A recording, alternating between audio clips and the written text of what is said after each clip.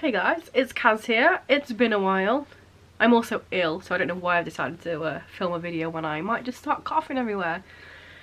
So yeah, I'm gonna try and be chill, gentle, so that doesn't happen.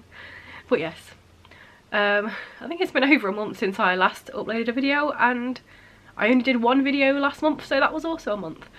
That's gonna change though. I'm getting back into the swing of things. I keep like writing down ideas or tags like, oh yeah, I'll do this or this, and then it just doesn't happen. You know what time's like. She just disappears. But anyway, this is going to be my August wrap up, and then I might even film a video straight after this. Imagine that. And then like upload more than once in a month. Who'd have thought it? But yeah, and let me just jump straight in, and hopefully I don't die. So the first thing I read in August was The Golden Raven by Nora Sakavic. Now, the one video that I did put out in August, I mentioned reading the first book in this second part of this series, All for the Game Exists. 3 books. 10 years later, Nora Sakavic brings another book out. This one. The Sunshine Court. And then I wait for ages and ages. I get it, and then I wait for ages because I'm so scared that it's not going to live up to the other series or the other books in this series, because this is technically, even though it's different characters, it's leading on. And then I did read it, and then I loved it, and it was amazing and great. And then I bought this one while I was reading this one, and then I read this one straight away, and guess what? It's so good. I loved it. It was amazing. It definitely lived up. But now, on one hand, I'm kind of glad that I waited for ages to read the other one, because now I have to wait for who even knows how long for the third book, because it's not even out yet. So luckily I waited for ages so this one was out, but now, like, give me the third book, Nora, you know what I mean? But yeah, All for the Game is a series. It's like contemporary crime, sports, but also a made-up sport that doesn't exist in real life. Found family, trauma, all of the stuff. All the characters have so many things wrong with them, and they're all knobheads and bastards, and they're just unlikable and morally grey, but also loving, and you love them all. And it's no different here, even though we've got a different set of characters. The other characters do pop up here and there quite a bit, actually, because what I didn't know reading The Sunshine Court was, like, that book starts in the middle of the last book of the first 3 in the series, so it's not like, oh, so many months after that happened. It's like in the thick of things. And yeah, this carries it on. In here we follow 2 characters who we didn't follow in the previous 3 books. It's dual perspective. We've got Jeremy and we've got Jean, and I love them both, and they've both got so much stuff that they have to work on, and family issues and personal issues and just issues in general, because that's what this series is about. It's about characters with issues. But I loved it. I absolutely adored it, and now I need to read the third book, but it's not even out. How annoying. Hopefully there will at least be an announcement soon, so I can, like, you know how time like goes really fast, like here, oh, I haven't uploaded for a month, but then when you're waiting for a book, time does not go fast, time goes slow. So I want it now. I feel like I didn't explain this at all, but it's just like, if you know, you know, sort of thing. But also what I love about this series is Nora Sakavic is an indie author, and this series is fucking massive, and I love that for her. Support indie authors. After that, I finally finished the Keys to the Kingdom series. 7 books in this series. The last book, Lord Sunday, I was buddy reading this with Ashley. I'll leave her channel down below. But throughout this year, every month we've picked up a book, and then finally in August we read the last one.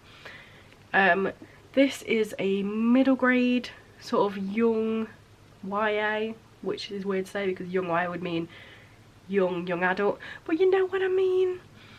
And it follows this one kid, Arthur, who finds out that he's like the heir to this massive house.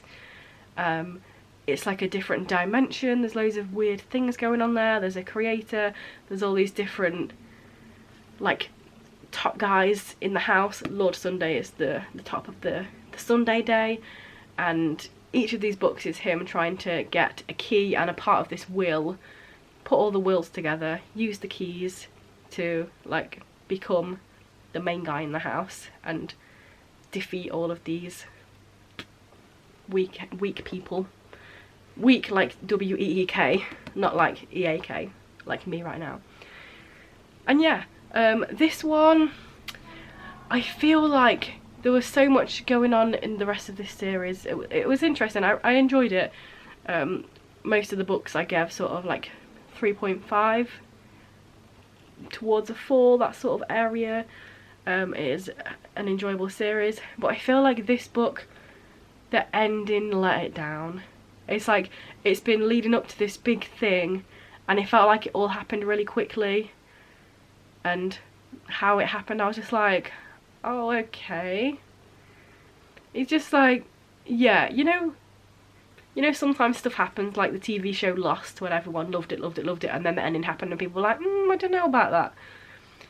It's a bit like that in a sense that you know you're going towards this final resolution or this final thing, but then the way it actually happens or what it actually is at the end, I don't know if it, like, how it could have been better or how I wanted it to go. I couldn't even say like, oh, I wish this had happened instead, because it's like you're not sure how it should end, but this one wasn't how I wanted it.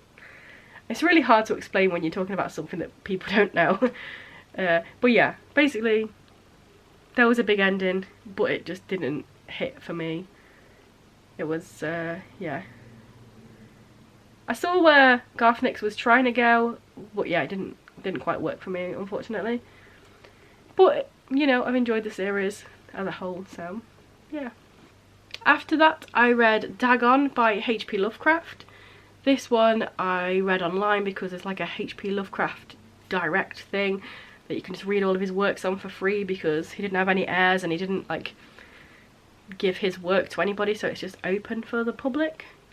Side note, it's really hard to read it on there because it's literally just a wall of text. But yes, this is a short story by H.P. Lovecraft. And here's the thing, like, when I play D&D, which is very, very few and far between, not very often, Cthulhu is my god. So I feel like I should probably like read the origins of Cthulhu. But then I was on Reddit and people were mentioning like, oh, it's probably best to read, you know, like, don't go straight into Cthulhu, maybe read Dagon first, maybe read, you know, some short stories, because this one is really small. Oh, the coughs are coming. Calm the voice. Don't show too much energy, because the throat can't handle it. Right. So this one is a short story. So I thought, okay, I'll start there. And yeah, this is really short. It's a guy who's like a sailor, and he washes up on an island and then he sees some weird shit and creature and that.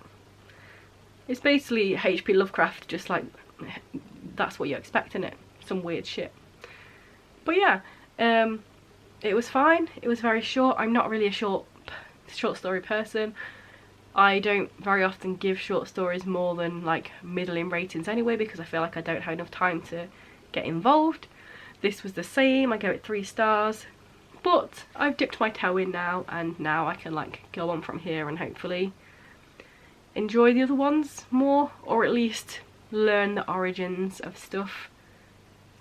So yeah, it was short, it was interesting, it was fun, but it wasn't amazing because I can't with short stories. It's just who I am. 3 stars.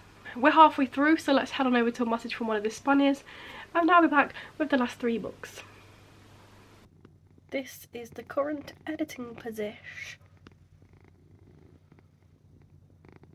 Hi. You're quite adorable, aren't you? You can tell the weather's turned now because he's not outside, he's inside. So next I read Now I Rise by Kirsten White. The month before I read And I Darken, the first book in this series, and it's very much like I want to actually read the series so I don't forget what's going on, because I am a sucker for starting a book and then a year later being like, oh, I should probably read book 2.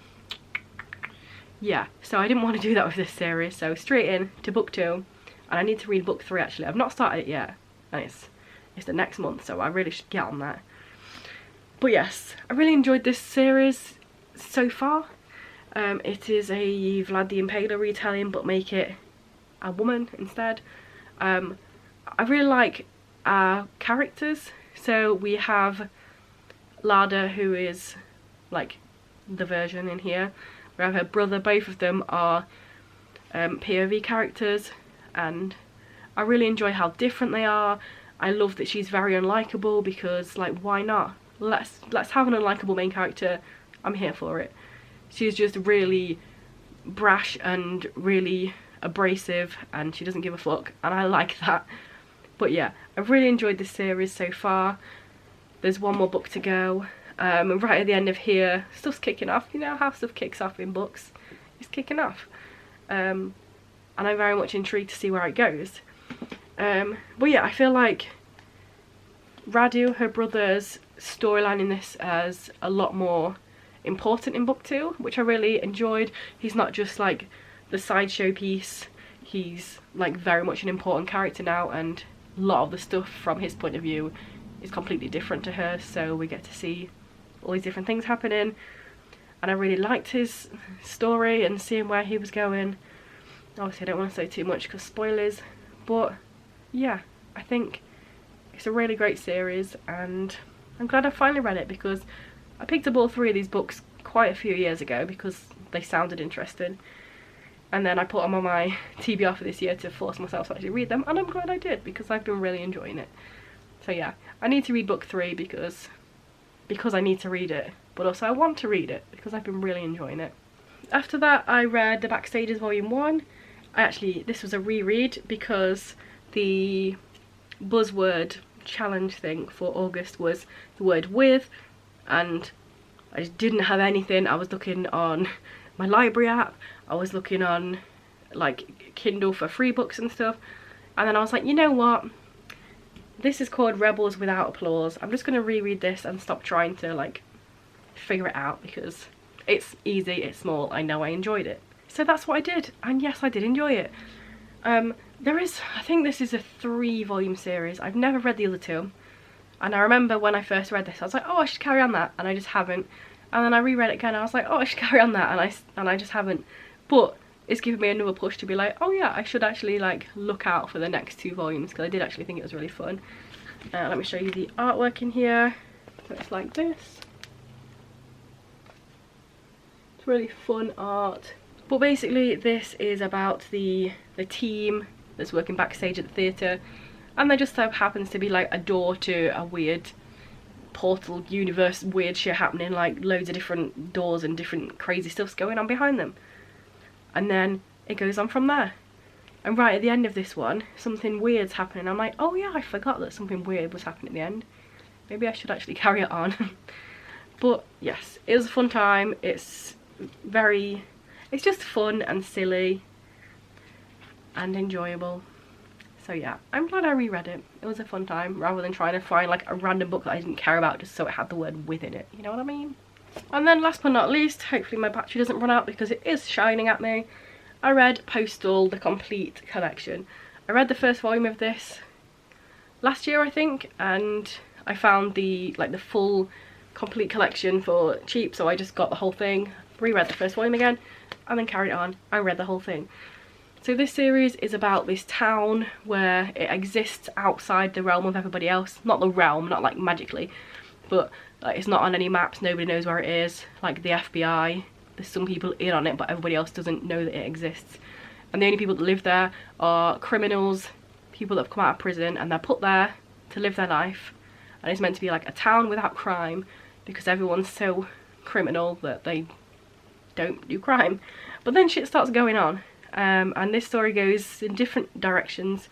We have our main character who is autistic, and he's the postman, that's why it's called Postal. He's also the son of the mayor, and he starts like seeing stuff going on in the town, and then because of who he is, he can like, I wanted the battery to not die, but it did. So where was I? Yeah, our main character, he can see things in different ways to other people, so when he sees weird stuff going on, He's trying to figure out why and what's occurring, and each of the volumes has like a through story, but also different things are happening in them. So in the first one, I wouldn't say it's a spoiler because it's in the first one, it's right near the beginning. Basically, they find a dead girl in the middle of the road, so he's trying to figure out what's going on there. Then there's another one where he's in his post van and like somebody stops him like, oh, I need you to come and help me in this thing, and then different stuff happens there. There's other ones focusing on other characters in this town, but there's a through story as well. So yeah, I enjoyed it. Oh, I've not even shown you the artwork, let's do that. This is the sort of artwork in here. And yeah, it's just basically about all these different characters in this town of Eden who are meant to be there living their life, and it's perfect and no crime happens, but then like loads of stuff's happening. So yeah, it was a fun time. It's not one I've really seen many people talk about, so Postal is good. But also look at him. And yeah, those are all the books that I read in August. I'm back now. I feel like I'm back. Am I back? We'll see. No, I am back, because in October I'm going to be part of the TBR harvest that Leandra over at TBR Zero is doing. So I've already like started looking at that. I was even part of it. I'm one of the creators that's in the bingo board, so if you're not, check that out. I'll leave the link down below. But yeah, it's going to be a fun time, and hopefully I'll get back in the swing of things and do more videos, because I do enjoy doing them. It's just time exists and I need to like do it. Do the thing. Okay, I will. So yeah, let me know anything you want to let me know down below. That's what it's there for, the comment section and all that jazz. Like if you want, subscribe if you want, but if you want, I'm not going to force you. It's not like I'm here doing loads over here, is it? Whoops.